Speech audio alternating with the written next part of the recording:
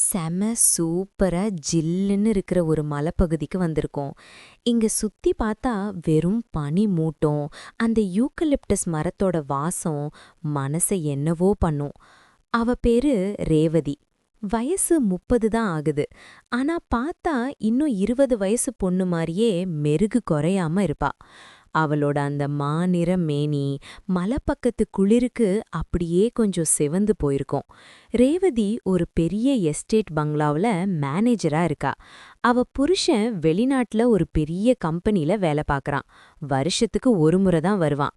அதனால ரேவதி அந்த பெரிய பங்களாவுல தனியா தான் இருப்பா. அன்னிக்கு சாயங்காலம் பனி அப்படியே தரையில இறங்கி வந்துட்டு இருந்துச்சு. ஜன்னல் வழியா பார்த்தா எதுவுமே தெரியாத அளவுக்கு புகை மூட்டம். ரேவதி ஒரு தடிமனான கம்பளி புடவை கட்டியிருந்தா. அந்த புடவை அவளோட எடுப்பான இடுப்பு வளைவுகளையும் அந்த வாட்டசாட்டமான தோற்றத்தையும் இன்னும் அழகா எடுத்துக்காட்டுச்சு. அப்போதான் அந்த பங்களாவோட கார்டன் வேலைகளை பார்க்கறதுக்காக அருண் உள்ள வந்தான். அருணுக்கு ஒரு 27 வயசு இருக்கும். மலைப்பக்கத்து ஆளுங்களுக்கே உரிய அந்த திரட்சியான உடம்பு. அவனோட கைகள்ல இருக்கிற நரம்புகள்லாம் அப்படியே பொடைச்சு தெரியும். நல்ல உயரமா ஒரு கட்டுமஸ்தான தோற்றத்தோட இருப்பான். அருண் உள்ள வரும்போது ரேவதி ஹால்ல இருக்கிற அந்த ஃபயர் பிளேஸ் பக்கத்துல உட்காந்து காஃபி குடிச்சிட்டு இருந்தா. அந்த நெருப்போட வெளிச்சம் அவளோட முகத்துல பட்டு அவளை இன்னும் ஜொலிக்க வச்சுது. "என்ன அருண், இவ்ளோ பனி பெய்யுது, இந்த நேரத்துல வந்திருக்க?" அப்படின்னு ரேவதி மெதுவா கேட்டா. அவ பேசும்போது அவளோட அந்த மென்மையான உதடுகள் துடிக்கிறத அருண் உத்து பார்த்தான். "இல்லம்மா, அந்த பக்கம் இருக்கிற செடிகளுக்கு தண்ணி விடாம போயிட்டேன். அதான் ஒரு நட வந்துட்டு போகலான்னு வந்தேன். ஆனா வெளிய ரொம்ப குளிருது" அப்படின்னு அருண் சொன்னான். அவன் சொல்லும்போதே அவனோட கண்கள் ரேவதியோட அந்த அகன்ற தோள்பட்டைகளையும் புடவைக்குள்ள இருக்கிற அந்த மென்மையான சருமத்தையும் ரசிச்சுக்கிட்டு இருந்துச்சு. ரேவதிக்கு அருணோட அந்த பார்வை புரியுது. அவ மெதுவா எழுந்து அவன்கிட்ட வந்தா. "ஆமா, குளிரு ரொம்ப தான் இருக்கு. இங்க வந்து அந்த நெருப்பு பக்கத்துல உட்காரு" அப்படின்னு சொன்னான். அருண் அந்த நெருப்புக்கு முன்னாடி உட்காரும்போது ரேவதி அவனுக்கு பின்னாடி வந்து நின்னா. அவளோட உடம்புல இருந்து வீசுற அந்த மைசூர் சாண்டல் சோப்போட வாசம் அருண அப்படியே கெரங்கடிச்சுது. ரேவதி மெதுவா தன்னோட கைகள அருணோட தோள்ல வச்சா. அருணோட அந்த இரும்பு மாதிரியான தோள்கள் ரேவதியோட மென்மையான விரல்களுக்கு ஒரு புது தெம்ப கொடுத்தது. "உங்க கை ரொம்ப குளிர்ச்சியா இருக்குமா?" அப்படின்னு சொல்லிக்கிட்டே அருண் அவளோட கைகளை பிடிச்சான். அந்த ஒரு தொடுதல் 2 பேருக்குள்ளேயும் ஒரு பெரிய மாற்றத்தை ஏற்படுத்துச்சு. ரேவதி அப்படியே மெதுவா அருணோட மடியில சாஞ்சா. அவளோட அந்த எடுப்பான பின்னழகும் அந்த மென்மையான முதுகும் அருணோட கரிக்கு கிடைச்ச ஒரு பெரிய பொக்கிஷம் மாதிரி இருந்துச்சு. வெளிய பனிமூட்டம் பங்களாவை முழுசா மூடிருச்சு. உள்ள அந்த நெருப்போட உஷ்ணத்துல 2 உடல்களும் ஒன்னோட ஒன்னு பின்னி பிணைஞ்சிச்சு. ரேவதியோட அந்த கம்பளி புடவை மெதுவா நழுவி தரையில விழுந்துச்சு. அவளோட அந்த முழுமையான உடல் அமைப்பு அந்த நெருப்பு வெளிச்சத்துல அப்படியே தங்க மாதிரி மினுங்குச்சு. அருண் தன்னோட கரடுமுரடான கைகளால அவளோட அந்த வழுவழுப்பான இடுப்ப வருடினான். ரேவதியோட மூச்சு வேகம் அதிகமாச்சு. அவளோட அந்த அழகான மார்புக்கூடு ஏறி இறங்குறதும் அவளோட அந்த தவிப்பும் அந்த அறையில ஒரு காம இசையா கேட்டுச்சு. அருண் அவளோட கழுத்துல தன்னோட முகத்தை புதைச்சு அந்த மென்மையான சருமத்தோட வாசத்தை உள்வாங்கினான். அந்த மலையடிவாரத்து தனிமையில அவங்க 2 பேரோட இதய துடிப்பும் ஒன்னு சேர்ந்து கேட்டுச்சு. வார்த்தைகளே இல்லாம அந்த உடல்களோட தேடல் மட்டும்தான் அந்த இரவை இன்னும் அழகா மாத்துச்சு. ரேவதியோட அந்த மென்மையான முதுகு நெருப்போட வெளிச்சத்துல தகதகன்னு மின்னுச்சு. அருண் தன்னோட ஒரு கையால அவளோட இடைய இறுக்கி அணைச்சு இன்னொரு கையால அவளோட கலைஞ்சிருந்த கூந்தல மெதுவா விலக்கி விட்டான். அவளோட கழுத்து பகுதியில அரும்பிருந்த அந்த சிறு சிறு வேர்வை துளிகள் அந்த பனிப்பிரதேசத்துல அவளுக்குள்ள இருக்கிற சூட்டை வெளிக்காட்டுச்சு. ரேவதி மெதுவா திரும்பி அருணோட கண்களை பார்த்தா. அந்த பார்வையில ஒரு விதமான ஏக்கமும் இத்தனை நாள் தேக்கி வச்சிருந்த தாகமும் தெரிஞ்சது. "அருண், இந்த தனிமை என்னை என்னவோ செய்யுதுடா" அப்படின்னு அவ முணுமுணுக்கும்போது அவளோட இதழ்கள் அவனோட இதழ்களை ஒட்டி உரசுச்சு. அந்த பேச்சோட சூடு அருண்குள்ள ஒரு பெரிய வேட்கைய கிளப்புச்சு. அருண் அவள அப்படியே அள்ளி தூக்கி அந்த மென்மையான தரை விருப்புல கிடத்தினான்.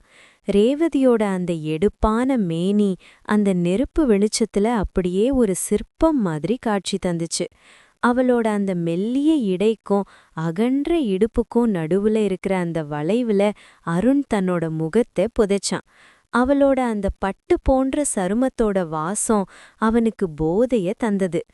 ரேவதி சுகத்துல மெதுவா முனகினா. அவளோட கைகள் அருணோட கட்டுமஸ்தான முதுக அப்படியே ஆழமா தடவிச்சு. அவனோட அந்த தசை பிடிப்புகள் அவளோட விரல்களுக்கு ஒரு புதுவிதமான சிலிர்ப்ப கொடுத்துச்சு. மெதுவா அருண் அப்படின்னு அவ சொன்னாலும் அவளோட உடல் அவனோட அந்த முரட்டுத்தனமான ஆளுமைய இன்னும் அதிகமா விரும்புச்சு. அருணோட கைகள் இப்போ அவளோட உடம்போட ஒவ்வொரு ரகசியத்தையும் தேடி போச்சு. அவளோட அந்த மென்மையான மார்பு கூடு ஏறி இறங்குற வேகமும் அவளோட அந்த தவிப்பும் அந்த அறையில இருக்கிற வெப்பத்தை இன்னும் அதிகமாக்குச்சு. அந்த பனிமூட்டமான இரவுல அந்த பெரிய பங்களாவுக்குள்ள அவங்க 2 பேர் மட்டும்தான் ஒருத்தருக்கொருத்தர் உலகமா இருந்தாங்க. அவளோட கால்கள் அருணோட இடைய சுத்தி பின்னிக்கிச்சு. அவளோட அந்த சிவந்த நிறத்துக்கும் அவனோட அந்த மலைப்பக்கத்து மாநிறத்துக்கும் நடுவுல ஒரு அழகான போர் நடந்துச்சு. ரேவதியோட ஒவ்வொரு அசைவும் ஒரு காமக் கவிதை மாதிரி இருந்துச்சு. அவளோட அந்த வழுவழுப்பான தொடைப்பகுதியில அருணோட கைகள் படும்போது அவ ஒரு மின்சாரம் பாஞ்ச மாதிரி துடிச்சு போனா. நேரம் நகர நகர அந்த அறையில அவங்களோட மூச்சு சத்தம் மட்டும்தான் எதிரொலிச்சது. ரேவதி தன்னோட உச்சகட்ட பரவசத்துல அருணை இன்னும் இறுக்கமா அணைச்சிக்கிட்டா. அவளோட அந்த பவள மேனி வியர்வையால நனைஞ்சு மினுங்குச்சு. அந்த தருணத்துல அவ உலகத்தையே மறந்து வெறும் உணர்வுகளின் பிடியில மட்டும்தான் இருந்தா. வெளிய பனி இன்னும் அதிகமா பெய்ய ஆரம்பிச்சுது. ஆனா உள்ள அந்த நெருப்போட வெளிச்சத்துல 2 ஆன்மாக்களும் உடல்களும் ஒன்னா சங்கமிச்சு ஒரு முழுமைய அடைஞ்சது. அந்த இரவு அவங்க 2 பேருக்கும் ஒரு புதிய ஆரம்பமா இருந்துச்சு. அறையில இருந்த அந்த நெருப்பு மெதுவா அணைஞ்சு கங்கு மட்டும் சிவப்பா மின்னுச்சு. ரேவதி அருணோட அகன்ற மார்புல தலை வச்சு அவனோட இதய துடிப்ப ரசிச்சுக்கிட்டு இருந்தா. அவளோட உடம்புல இன்னும் அந்த பரவசத்தோட சூடு குறையல. அப்போதான் திடீர்னு பங்களாவோட மெயின் கேட் திறக்கிற சத்தம் கேட்டுச்சு. ரேவதி அப்படியே அதிர்ச்சியில உறைஞ்சு போனா. அருண், யாரோ வர்றாங்க, இந்த நேரத்துல யாரு அப்படின்னு பதட்டத்தோட கேட்டா. அருண் சட்டுன்னு எழுந்து ஜன்னல் வழியா எட்டி பார்த்தான். ஒரு கார் கேட்டை தாண்டி உள்ள வருது. அம்மா, ஐயாதான் வந்திருக்காரு. அவரு வரதுக்கு இன்னும் 1 வாரம் ஆகும்னு சொன்னீங்களே அப்படின்னு அருண் பதட்டமா கேட்டான். ரேவதிக்கு கை கால் ஓடல. தன் கணவர் இப்படி சொல்லாம கொல்லாம வருவாருன்னு அவ எதிர்பார்க்கவே இல்ல. அடுத்த 5 நிமிஷத்துல காலிங் பெல் சத்தம் அந்த பங்களாவையே அதிர வச்சது. ரேவதி மின்னல் வேகத்துல தன் சிதறி கிடந்த ஆடைகளை அள்ளி போட்டுக்கிட்டு கலைஞ்சிருந்த கூந்தல சரி செஞ்சா. அருண கொல்லை பக்கம் வழியா போக சொல்லிட்டு மெதுவா போய் கதவை திறந்தா. அவ புருஷன் ராகவன் கையில ஒரு பெரிய பூங்கொத்தோட நின்னுட்டு இருந்தாரு. சர்ப்ரைஸ் ரேவதி, உன்னை பார்க்காம இருக்க முடியல, அதான் வேலைய முடிச்சிட்டு முன்னாடியே வந்துட்டேன் அப்படின்னு சொல்லிட்டு அவளை இறுக கட்டிப்பிடிச்சாரு. ராகவன் அவளை அணைக்கும் போதே ரேவதியோட உடம்புல இன்னும் அந்த அருணோட வியர்வை வாசம் அப்படியே இருந்துச்சு. ராகவன் அவளோட முகத்தை பார்த்துட்டு, என்ன ரேவதி, முகம் என்னவோ இவ்வளவு ஜொலிக்குது, ரூம்குள்ள நெருப்பு மூட்டி வச்சிருக்கியா, பயங்கர சூடா இருக்கு அப்படின்னு கேட்டாரு. ரேவதி ஒரு மெல்லிய சிரிப்போட, ஆமாங்க, ரொம்ப குளிருதில்ல, அதான் நெருப்பு மூட்டிட்டு அப்படியே தூங்கிட்டேன் அப்படின்னு சமாளிச்சா. ஆனா அவளோட கண்ணுல அந்த திருட்டுத்தனமான சந்தோஷம் மின்னிக்கிட்டே இருந்துச்சு. அடுத்த நாள் காலையில ராகவன் எஸ்டேட்ட பார்க்க போயிருந்தப்போ அருண் அங்க வேலை பார்த்துக்கிட்டு இருந்தா. ராகவன் அருணை கூப்பிட்டு, என்ன அருண், நேத்து நைட்டு கேட் திறக்கிற சத்தம் கேட்டுச்சா, நான் வரும்போது நீ எஸ்டேட் பக்கம்தான் இருந்தியா அப்படின்னு யதார்த்தமா கேட்டாரு.